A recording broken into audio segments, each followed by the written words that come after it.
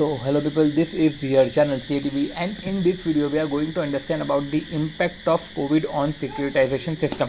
See, ये जो PDF है, ये PDF मैंने टेलीग्राम से मुझे मिली एंड इस PDF में जो है एक वन ऑफ द टॉपिक ये था कि जो है कोविड का इम्पैक्ट क्या है सिक्योरिटाइजेशन सिस्टम पे। तो क्यों ना एक बार जो है हम इसको एक बार देखें कि किस तरीके से इधर बोला जा रहा है, किस तरीके से आर्टिकल में ये बात कही जा रही है, राइट। एक पेज की ये PDF है, एक ही पेज की PDF है जिसमें जो है पूरा इम्पैक्ट इनने बताया है शॉर्ट एंड स्वीट तरीके से क्या है सिक्योरिटाइजेशन इम्पैक्ट।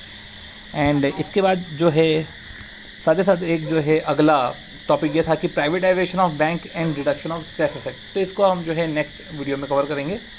सबसे पहले एक आर्टिकल देखते हैं कि कोविड का इम्पैक्ट सिक्योरिटाइजेशन सिस्टम में क्या था, राइट। इस आर्टिकल में लिखा गया है कि it has been more than a year, एक साल से ज़्यादा हो गया है कोविड के क्राइसिस को, और कोविड की फर्स्ट वेव और सेकेंड वेव दोनों डिज़ास्टर्स वेव आ चुकी है और थर्ड वेव भी अपने वे में है, ठीक है। अब कोविड ने तो मेनी इंडस्ट्रीज़ को अफेक्ट किया, जैसे हमने बात करी थी। अब सिक्योरिटाइजेशन भी एक सिस्टम है जो इम्पैक्ट हुआ है इस क्राइसिस के कारण। अब इस पर कैसे इम्पैक्ट आया, ऑब्वियस सी बात है, कलेक्टेबिलिटी नहीं हो रही, राइट। इनकम जनरेशन नहीं हो पा रहा है, ठीक है। तो बहुत ही प्रॉब्लमेटिक है, ठीक है। So it become problematic to realise many loans and advances कि यार भाई आपने लोन तो दे दिए, एज एन ओरिजिनेटर मैं इधर बैंक की बात करूँ कि उन्होंने लोन तो दे दिए हैं, ठीक है। अब लोन के कलेक्शन नहीं हो रहे, ठीक है। सपोज़ करो कि चलो कलेक्शन नहीं हो रहे, तो इन्होंने जो है लोन दिया तो सिक्योरिटी मिली थी। अब सिक्योरिटी उन्होंने एक स्पेशल पर्पस व्हीकल को देकर उनसे उन्होंने कैश लिया था, तो स्पेशल पर्पस व्हीकल को भी एक दिक्कत हो रही थी कि वो सिक्योरिटी जो उन्होंने ली थी वो जिसके बदले में इन्होंने कैश दिया था, तो ये भी कलेक्शन नहीं कर पा रहा है, ठीक है। तो ऐसे केस में दोनों को ही दिक्कत हो रही है, एक ओरिजिनेटर को, एसपीवी को।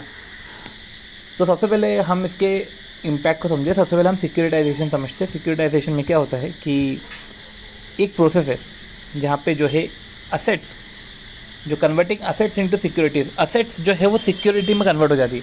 अब असेट्स मतलब क्या, देखो एक ओरिजिनेटर है, जब ऑब्लिगर जो एक बोरोवर है जब आता है वो लोन आपसे मांगता है तो आप उसको लोन देते हो, और लोन देते हो तो सामने से आप जो है सिक्योरिटी भी लेते हो, ठीक है। जैसे कि प्रॉपर्टी सिक्योरिटी में दी तो ऑब्वियस सी बात है वो टाइटल डीड आपको देगा, ठीक है। अब ऐसे बहुत सारे बोरोवर आते हैं और बदले में आपको जो है प्रॉपर्टी की टाइटल डीड देते हैं। तो ऐसे केस में आपके पास तो प्रॉपर्टी की टाइटल डीड का पूरा पुल हो गया, ठीक है। तो आपके पैसे जा रहे हैं और आपको बदले में टाइटल डीड मिल रही है।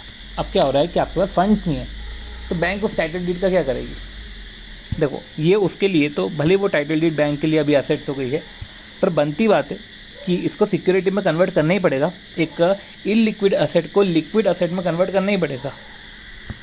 तो इससे इधर पॉइंट आता है सिक्योरिटाइजेशन। तो सिक्योरिटाइजेशन में क्या बोला है कि प्रोसेस ऑफ कन्वर्टिंग असेट्स, जो असेट्स है उसको सिक्योरिटी में कन्वर्ट करना, ठीक है।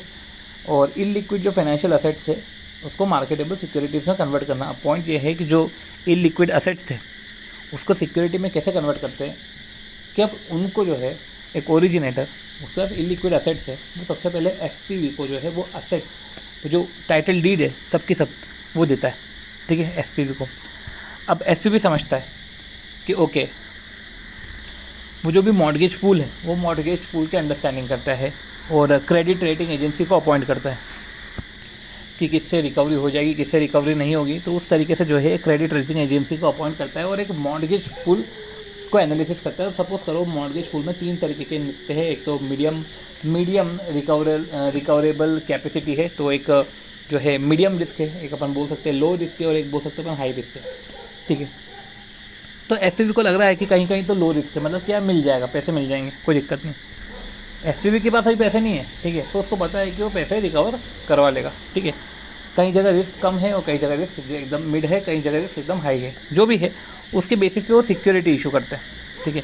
इसलिए सिक्योरिटी ट्रांचेस में इशू होती है। जैसे कि अपन ने एसएफए में कितने क्वेश्चन में देखा है कि AAA बॉन्ड हो गए, AA बॉन्ड हो गए, A बॉन्ड हो गए। तो ऐसे सिक्योरिटी भी रिस्क के हिसाब से कैटेगराइज कर दिया। अब जो इन्वेस्टर है जितने ज़्यादा रिस्क रहेगा उतना ज़्यादा रिटर्न रहेगा, तो जो इन्वेस्टर है वो सिक्योरिटीज़ को खरीदता है। तो एक तरीके से हो गया ना, इलिक्विड एसेट जो थी उसको सिक्योरिटीज़ में कन्वर्ट कर दिया, ठीक है। अब सिक्योरिटीज़ को सब्सक्राइब करेंगे तो पैसे देंगे एसपीवी को, एंड जो है वो एसपीवी इनको प्रोवाइड करता है। पॉइंट ये है कि जो एसपीवी है ऑब्वियस सी बात है सिक्योरिटी इशू करेगा। तो सपोज़ करो 6 से 7% सिक्योरिटी पे इंटरेस्ट इशू कर रहा है, इन्वेस्टर ने इन्वेस्ट करा, उसको 6 से 7% मिल रहा है। एक एसपीवी है ये असेट के बदले में, एक इनलिक्विड असेट के बदले में उसको कैश प्रोवाइड कर रहा है, लिक्विडिटी प्रोवाइड कर रहा है, तो ऑब्वियस बात है कि एसपीवी भी कुछ इंटरेस्ट चार्ज करेगा। तो ये हो सकता है कि 8 से 9% चार्ज करे। अब एक ओरिजिनेटर के बाद पैसे आ गए, अब वो पैसे आ गए हैं तो क्या करेगा कि वो फिर बाकी बोरोवर्स को भी लोन दे सकता है, क्योंकि अब उसके पास फंड की कमी नहीं है। ठीक है, कि कल को कोई दूसरा बोरोवर भी आए तो वो ऐसा मना नहीं करेगा उसको क्या मैं नहीं दे पाऊँगा क्योंकि मेरे पास फंड नहीं है, अब वो दे सकता है। ठीक है, तो उसका बिजनेस नहीं रुकेगा। तो ये पर्टिकुलर ये प्रक्रिया होती है। पर पॉइंट ये है कि जो है कोविड-19 से एक डीप इम्पैक्ट तो आया है सिक्योरिटाइजेशन सिस्टम में। वो इस तरीके से है कि लोन का कलेक्शन फॉल हो गया। सपोज़ करो कि यार एक ओरिजिनेटर है, वो पर्टिकुलर ऑब्लिगर को लोन देता है। ठीक है, कोविड आ गया, वो सामने वाला लोन पे नहीं कर पा रहा है। अब देखो लोन पे नहीं कर पा रहे हैं, ठीक है, बैंक को भी लिक्विडिटी, ठीक है, एक बैंक को भी लिक्विडिटी का क्रंच हो रहा है। उसने असेट एसपीवी को दी, हो सकता है अब वो सामने वाला लोन नहीं पे कर पा रहा है, तो ये तो एक सिस्टमेटिक रिस्क है जो सब पे एप्लीकेबल होती है। तो हो सकता है कि कल को ये असेट भी नहीं बिके, बैंक ये सोचे कि मैं तो जो है मेरे पास जो असेट गिरवी है इसको दे के, एसपीवी को दे के मैं कैश ले लेता हूँ, कम से कम कुछ तो हो चुकता हो जाएगा। ठीक है, तो चुकता हो गया तो अच्छी बात है, पर कितनी बार तो ऐसा ही होगा ना कि एसपीवी खुद बोलेगा कि मैं कैसे रियलाइज़ कराऊँ, असेट कैसे रियलाइज़ कराए, राइट। तो ऐसा नहीं है कि बहुत इजी तरीके से अपन ऐसा नहीं बोल सकते कि यार इसको तो कोई दिक्कत ही नहीं होगी, अगर लोन का कलेक्शन फॉल हो गया है तो हम सिक्योरिटी बेच देंगे। अरे भाई, जब आप सिक्योरिटी बेचोगे, ठीक है, सपोज़ करो कि आपको किसी से 1 लाख तक का लोन चाहिए और सामने वाले ने आपको सिक्योरिटी दी, तो भाई जब वो सिक्योरिटी दी है, वो आप सिक्योरिटी बेचोगे तो सिक्योरिटी बेचने पे भाई वो चार्जेस होंगे, कॉन्ट्रैक्चुअल चार्जेस होंगे, दूसरे अदर एडमिनिस्ट्रेशन चार्जेस होंगे। सामने वाला एसपीवी आपको वो आपको सिक्योरिटी के बदले में कैश देगा, तो ऐसे केस में इसको तो लॉस तो होगा, बहुत सारे चार्जेस इसको बियर करने पड़ेंगे। ऐसा थोड़ी ना है कि इसने इसको लोन दिया और ये लोन पे नहीं कर पाया तो हम जो है ये असेट बेच के भी उतना लोन रिकवर कर लेंगे, ऐसा हो नहीं पाता। और अलग जो हैसल होता है, हसल ज़बरदस्ती का, वो अलग बात है। तो ऐसा नहीं है कि लोन कलेक्शन फॉल हो गया तो कोई दिक्कत नहीं बैंक को फिर भी प्रॉब्लम तो रहेगी। और बैंक ये नहीं चाहती कि लोन का कलेक्शन एकदम से फॉल हो, उसको इन सब झंझट में नहीं पड़ना कि तुम लोन ले लो फिर लोन नहीं दो तो हम तुम्हारी सिक्योरिटी बेच के पैसा लेके आए। तो बैंक को ये सब नहीं करने का। वो तो बैंक एज अ बैकअप में वो आपसे सिक्योरिटी लेती है, पर वो ट्राई सबसे पहले यही करती है तो एटलीस्ट उसने आपको लोन दिया है तो आप बदले में उसको पैसे तो रिटर्न कर दो। तो पहला ट्राई तो यही होता है।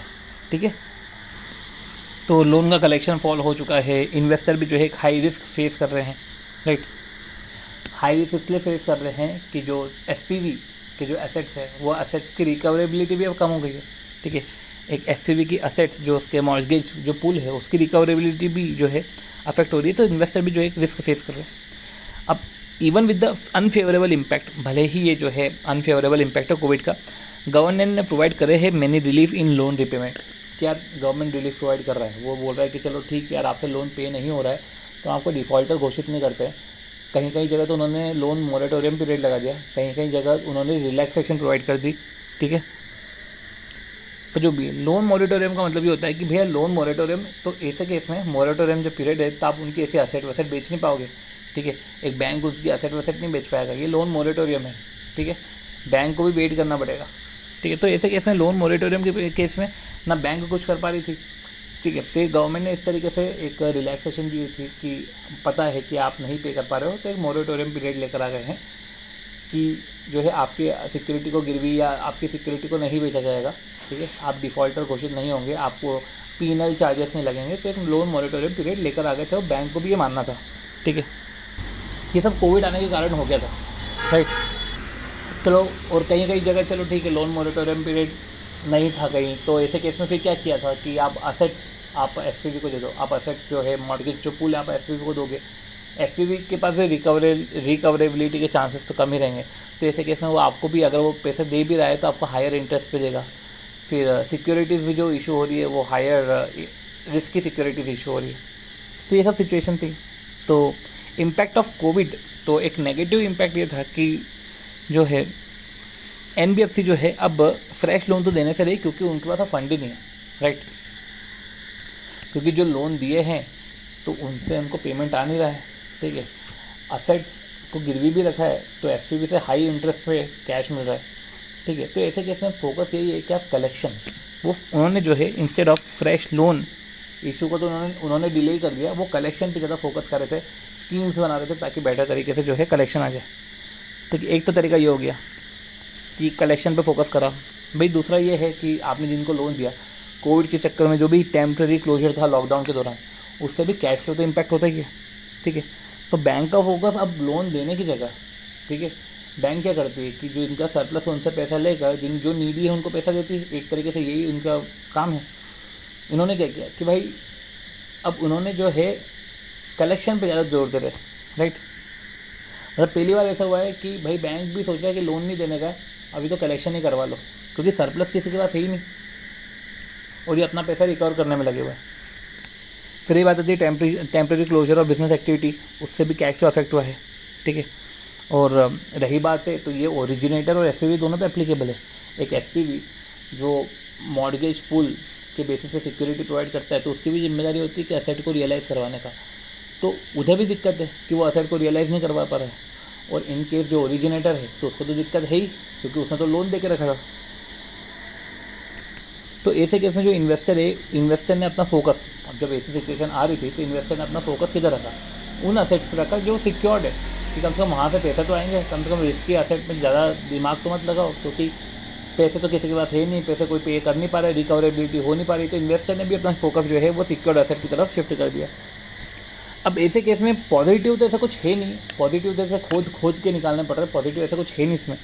पर वही है कि अगर कोई एसपीवी जो सिक्योरिटाइजेशन जो भी कर रहे हैं वो पास थ्रू सर्टिफिकेट के थ्रू कर रहे हैं, मतलब कि जहाँ पे एसपीवी जिम्मेदारी अपने ऊपर नहीं लेता असेट के रियलाइजेशन की, वो बायर के ऊपर थोप देता है। तो ऐसे केस पे एसपीवी को इसमें कोई लोड नहीं है, वो उन एसपीवी के ऊपर, वो उन सिक्योरिटाइजेशन सिस्टम के ऊपर है जहाँ पे पास थ्रू सर्टिफिकेट है।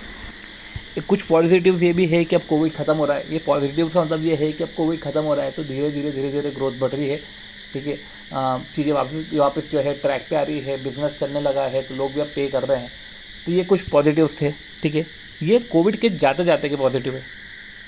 तो ये लिखा हुआ है कि जो सिक्योरिटाइजेशन है पास थ्रू सर्टिफिकेट इंस्ट्रूमेंट के थ्रू हैज़ इंक्रीज। सिक्योरिटाइजेशन जो पास थ्रू सर्टिफिकेट वाले है वो इंक्रीज़ हो चुका है। उस टाइप का सिक्योरिटाइजेशन इंक्रीज़ हो चुका है जहाँ पे रियलाइजेशन जो है वो बायर को ही असाइन कर देते हैं। और सिक्योरिटाइजेशन देखो तब भी आ जाता है जब, देखो सिक्योरिटाइजेशन वाला एक हद तक ये भी सोचता है, देखो हर चीज़ का एक्सट्रीम तो बुरा होता है, पर अगर आप बात करो एक एसपीवी, तो एक हद तक ये सोचेगा ना कि यार बैंक ने लोन दिया है, बदले में सिक्योरिटी मिली है, अब लोन का पैसा अगर बैंक को मिल जाएगा तो ऐसे केस में बैंक तुम्हारे पास आएगा ही क्यों। बैंक तो तुम्हारे पास तब आएगा ना जब बैंक को लोन से पैसे नहीं मिल रहे हैं और बैंक को कैश चाहिए, तब जाके वो मॉर्गेज पुल जो है वो आपको देगा। आप एनालिसिस करोगे, सिक्योरिटी इशू करोगे, वहाँ से पैसे आएंगे, देन आप पैसे दोगे, तब जाके आपका बिज़नेस बढ़ेगा। तो एक हद तक जैसे एक डॉक्टर लोग होते हैं ना, वो यही सोचते हैं ना कि थोड़ी तो बारिश गिरे, थोड़े तो लोग बीमार हो, मतलब मैं जनरली बता रहा हूँ कि लोग बीमार हो तो उनके पास आएंगे। तो ऐसा एक कुछ हद तक तो सिक्योरिटाइजेशन वाला भी यही सोचेगा ना कि बैंक को कभी तो कुछ कमी हो तभी तो, अरे भैया कुछ तो आवश्यकता हो तभी तो वो आएगा। बैंक की नीड पूरी हो रही है तो बैंक फिर सिक्योरिटाइजेशन वाले के पास आएगा ही क्यों। तो ये कोविड का जब अर्ली स्टेज में था, जब चीज़ें एक्सट्रीम पे नहीं थी, तो एक पॉजिटिव आप ये देख सकते हो कि जो ओरिजिनेटर थे ना वो सिक्योरिटाइजेशन की तरफ आ गए थे, ये बढ़ गए थे। जैसे कि भाई पहले फर्स्ट क्वार्टर और सेकेंड क्वार्टर में तो कम ही था। फर्स्ट क्वार्टर में जैसे 18 लोग थे, 18% था जो भी था, 45% सेकेंड में, ये इम्प्रूव हो चुका है, 50 तक जा चुका था, ठीक है। ये बता रहे हैं कि एक हद तक तो सिक्योरिटाइजेशन वाला भी सोचता है, बट हाँ हर चीज़ का एक्सट्रीम बुरा होता है कि कल को भैया एक एक्सट्रीम लेवल पर तो सिक्योरिटाइजेशन भी कुछ भी नहीं कर पाएगा। उसको भी असेट लेना है तो उसको भी असेट रिकवर करवाना है, वो पैसा रिकवर कराना है, तो उसके लिए भी एक जिम्मेदारी आ जाती है। पर एक हद तक सिक्योरिटाइजेशन के लिए बेनिफिट रहता है, उसके बाद तो नुकसान ही रहता है। फिर ऐसे केस में वो सिक्योरिटाइजेशन वाले बेनिफिट में रहते हैं जिनका वो पास टू सर्टिफिकेट वाला सिस्टम है। खैर एक कोविड का इम्पैक्ट का कंक्लूजन ये है कि जो सिक्योरिटी मार्केट है वो अब रिवाइवल के पास पे, क्योंकि अब कोविड जा रहा है, ठीक है।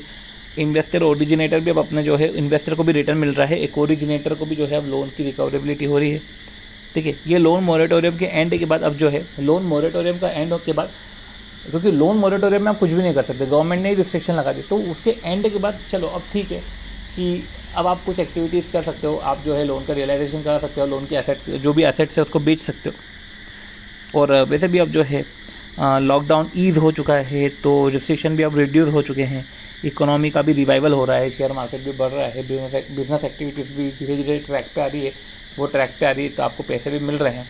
अब जब पैसे मिल रहे हैं तो रिस्कीनेस कम हो रही है। एक स्ट्रगल जो है कलेक्शंस का वो कम हो रहा है। और अब इन्वेस्टर भी ये सोच रहा है कि चलो ठीक है अब इसकी सिक्योरिटीज़ में इन्वेस्ट कर लेते हैं क्योंकि अब पैसा आ जाएगा। ठीक है, पहले तो बहुत दिक्कत थी, लोग पैसे ही नहीं दे रहे थे, बट हाँ अब इंसान थोड़ा सा रिस्क टेकर हो गया है, रिस्क एवर्स से। तो इस तरीके से एक आता कोविड था और जाता कोविड है। ठीक है, तो आते हुए कोविड में भी कोई दिक्कत थी, जब कोविड अपने एक्सट्रीम पे था तब दिक्कत थी, जाते समय भी अब चीज़ें ईज़ में हो रही है और चीज़ें अब सही दिशा की तरफ बढ़ रही। तो होप सो आपको आर्टिकल थोड़ा बहुत भी इन्फॉर्मेटिव लगा होगा, और अगर लगा है तो please do like the video, share the video and subscribe to the channel. मिलते हैं नेक्स्ट वीडियो में, बाय।